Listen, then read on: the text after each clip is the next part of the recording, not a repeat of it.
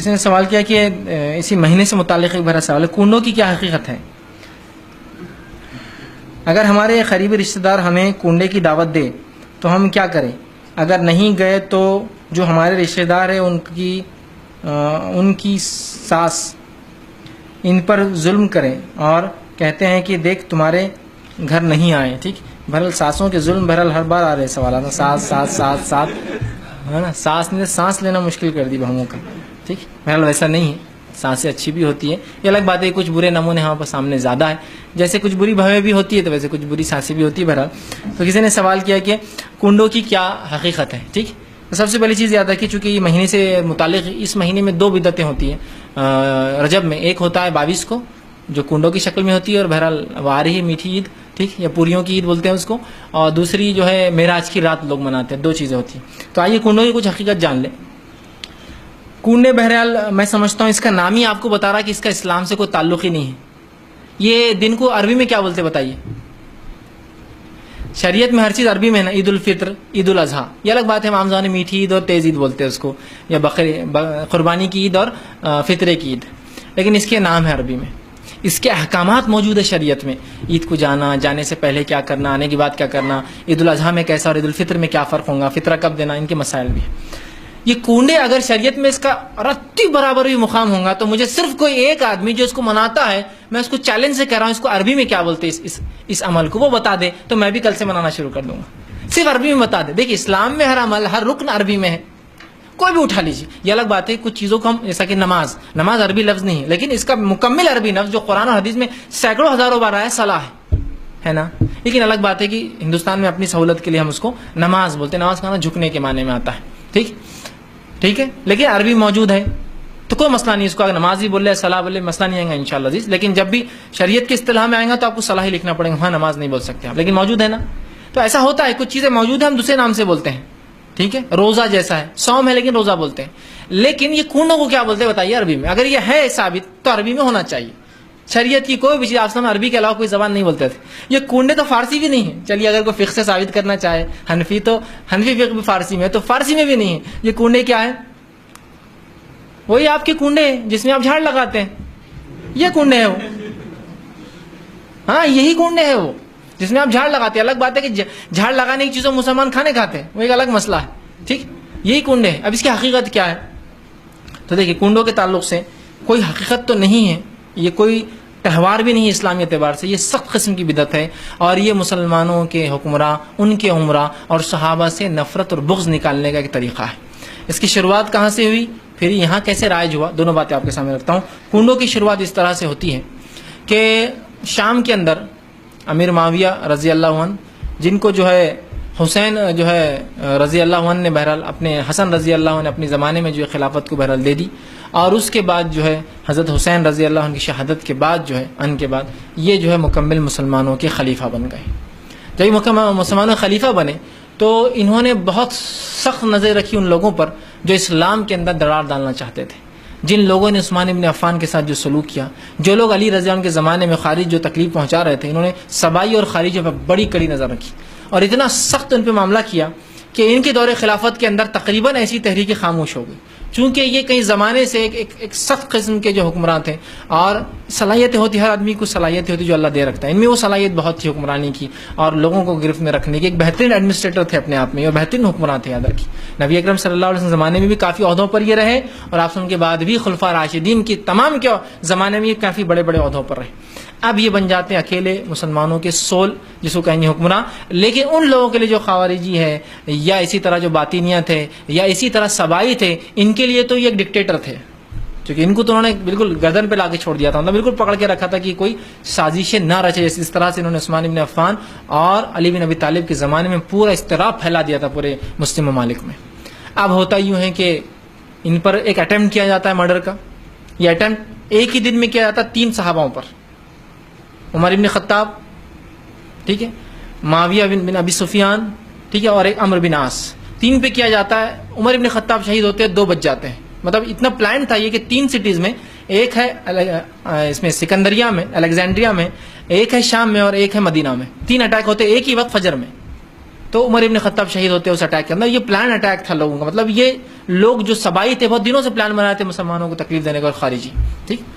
تو بہرحال عمر ابن خطاب اور عمرو بن عاص اس دن فجر میں لیٹ ہو گئے, وہ نہ آ سکے. ٹھیک ہے. کوئی اور تھا ان کی جگہ جس پر حملہ ہوا, اور فجر اندھیرے میں ہوتی تو دیکھا نہیں گیا. اس کو یقین تھا کہ عمر ہی ہوں گے, اور جو ہے اسی طرح ان پر حملہ ہوا, لیکن یہ حملے کی سازش پہلے ہی کھل گئی اور حملہ آوروں کو سزا دے دی گئی. اب اس کے بعد ان کے زمانے میں یہ چلتا رہا. اس کے بعد یہ اپنی طبعی موت مرتے ہیں. جب یہ انتقال کرتے ہیں تو وہ دن ہوتا ہے 22 رجب. جب امیر معاویہ رضی اللہ عنہ کا انتقال ہوتا ہے تو 22 رجب تھی. یہ بات تاریخی حوالوں سے ثابت ہے. اب ان لوگوں کو جن کو معاویہ سے دشمنی تھی, جس نے اتنا کڑا ان پر پہرا لگا دیا تھا, جو عثمان بن عفان کے دور میں عثمان بن عفان کی نرمی اور ان سے حسن سلوک نے ان کو سر چڑھا رکھا تھا. اللہ انہوں نے تو ایک اچھے اس سے کہ مسلمانوں کا خون میں اپنے ہاتھوں پہ نہیں لینا چاہتا ہوں, چاہتے تو عثمان بن عفان اپنے زمانے میں ان کو کرش کر کے برباد کر کے رکھ دیتے تھے, لیکن یہ سوچ کر کہ مسلمانوں کا خون میں نہیں کرنا چھوڑ دیا. لیکن علی بن ابی طالب نے اور اس کے بعد کے خلیفاؤں نے ان کی بہت بری حالت کی یاد رکھی. خود علی بن ابی طالب کو جو یہ بڑا مانتے تھے, علی بن ابی طالب نے ان خارجیوں کو ہزاروں کی تعداد میں مارا اور قتل کیا, اور سبائیوں کو. بہرحال اب خوشی تو منانا ہے, خوشی تو منانا ہے. کیسے منائی جائے؟ کہ تو جس کو ہم کہیں گے سنیوں کے سمندر میں ایک اچھے پانی کی اس میں گندی مچھلی تو پکڑی جاتی ہے نا. تو ان لوگوں نے جو سبائی تھے, خارجی تھے, خوشی منانے کا طریقہ نکالا. کہا خاموشی سے خوشی منائی جائیں گی, پردوں کی آڑ میں مٹھائیاں بنائی جائیں گی, وہیں کھائی جائیں گی, وہیں ہاتھ دھو کر باہر نکلا جائے گا, تاکہ عوام میں خبر نہ پہنچے کہ خلیفہ کی. اب ظاہر خلیفہ کا انتقال اور مٹھائی کی دکان پہ رش ہو جائے تو آپ کو سمجھ میں آ جائے گا نا کچھ نہ کچھ پرابلم ہے. جیسا رزلٹ آئے تو مٹھائی کی دکان پہ رش ہو جاتا ہے, تو آپ کو معلوم 10th کا رزلٹ 12th کا رزلٹ آئے تو پرابلم ہو جائیں گا, کہاں لے جا رہے ہیں مٹھائی, کون ہے یہ منافق, سمجھ میں آ جائیں گا نا. تو مٹھائی گھر میں بنائی جائے, خاموشی میں بنائی جائے, گھر کے پردوں میں بنائی جائے, وہیں خاموشی سے بلا کر کھائی جائے, اور وہیں ہاتھ دھویا جائے, اور اس مٹھائی کو وہیں ختم کر دیا جائے, تاکہ باہر نہ پتہ چلے اندر کیا ہوا ہے. یہ تھا وہ خوشی جو صحابہ کی وفات پر منائی گئی. افسوس امت مسلمہ نے اس رسم کو ہو بہو کاپی کیا, ہو بہو کاپی کیا. کنڈا جب جہاں بنتا ہے وہاں پردے لگا دیے جاتے ہیں. خاموشی میں بنتا ہے, کوئی اس میں ہاتھ نہیں ڈال سکتا, چونکہ بچے ہاتھ ڈالیں گے باہر لے جا سکتے, مٹھائی معلوم ہو جائیں گا. وہی طریقہ جو خارجیوں نے اپنایا تھا اور سبائیوں نے خوشی منانے کا, وہی ہے. خاموشی میں لوگوں کو بلایا جاتا ہے, اس کی انویٹیشن نہیں چھپتے, آ جائیے کنڈے ہیں, آ جائیے کنڈے. لوگ خاموشی میں آتے ہیں, وہیں کھانا کھاتے ہیں, بچاؤ وہیں جمع کر کے رکھ جاتا. اور شام میں جتنا ہے وہ ہاتھ دھونے کا پانی بھی ایک بکیٹ میں جمع ہوتا ہے, پانی کو گڑھا کر کے ڈال دیا جاتا ہے, اور بچا ہوا کھانا ڈال کے دفنا دیا جاتا ہے. یہ ہے کنڈے. خوشی تو کیسی منائی جاتی ہے آپ کو بھی پتا ہے اور مجھے بھی پتا ہے. خوشی کیسے منائی جاتی ہے آپ کو پتا ہے اور مجھے بھی پتا ہے. سمجھ لیجیے آپ کو میں ایک بار کہوں کہ بھائی عبداللہ صاحب گھر آ جائیے, بولو مت کسی کو, خاموشی سے آ جاؤ. پھر عبداللہ صاحب آپ میرے گھر آتے ہیں, میں دروازہ کھول, جلدی اندر آ جاؤ. پھر پردہ ڈال دیتا ہوں, پھر گھر کے اندر کے روم میں لے جاتا ہوں جہاں پہلے سے پردہ پڑا ہے, پھر وہاں لے آ کر آپ کو بٹھاتا ہوں. پھر عام برتنوں میں نہیں, لوہے پیتل تانبے اور لوہے کے, ایک مٹی کے برتن میں ایک خاموشی سے مٹھائی لاتا ہوں, اور آپ کو کھلاؤ, کھاؤ کھا لو. اور کھانے کے بعد آپ کا ہاتھ پوچھنے لگاتا ہوں, اور اس کے بعد ہاتھ دھونے لگاتا ہوں, اور بچے وہی مٹی کا ڈال دیتا ہوں, اور آپ پوچھتے اس کے بعد کیا ہوا فیض بھائی اتنا ہو گیا, میرے کو لڑکا ہوا. آپ بولیں گے اتنا خفیہ ہوا. خوشی تھی تو کیسے منانی چاہیے تھی, ارے بھائی آ جاؤ آج دعوت ہے, کیوں, مجھے لڑکا ہوا. بھائی لڑکا ہی نہیں, میں لڑکی کی مثال دوں, مجھے لڑکی بھی, آ جاؤ بھائی دعوت ہے, ٹھیک.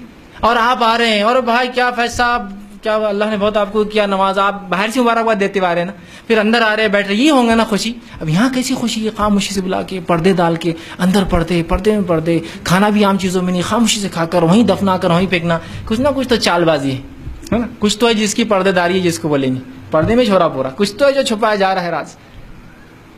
اب یہ تو چلن کافی زمانے تک خارجی اور یہ چلاتے رہے.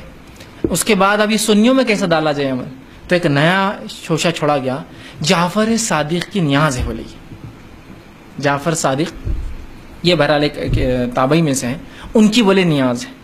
اب اس کو عام عوام کیسے منائے, چونکہ عام عوام حنفی ہوتی ہے, تو کہا جعفر صادق امام ابو حنیفہ کے استاد ہے بول دیے, جبکہ ان کا ملنا ثابت نہیں ہے دونوں کا, تاکہ اگر ریلیشن ثابت کر دے تو پھر کیا ہوتا ہے, آدمی کو لگتا ہے اپنا لیڈر اور وہ لیڈر, تو اور مضبوط ہو جاتا. تو ایک نیا ریلیشن ثابت کیا گیا, بولے استاد اور شاگرد, حالانکہ دونوں کا ملنا اور سننا ثابت نہیں ہے, کیونکہ ایک اسٹوڈنٹ کا کسی استاد سے ملنا اور اس کا سما, اس سے سننا, اس سے لیکچر لینا بھی ثابت ہونا ضروری ہے. سما بھی ثابت نہیں دونوں کا, نہ ملنا ثابت ہے نہ سننا ثابت ہے.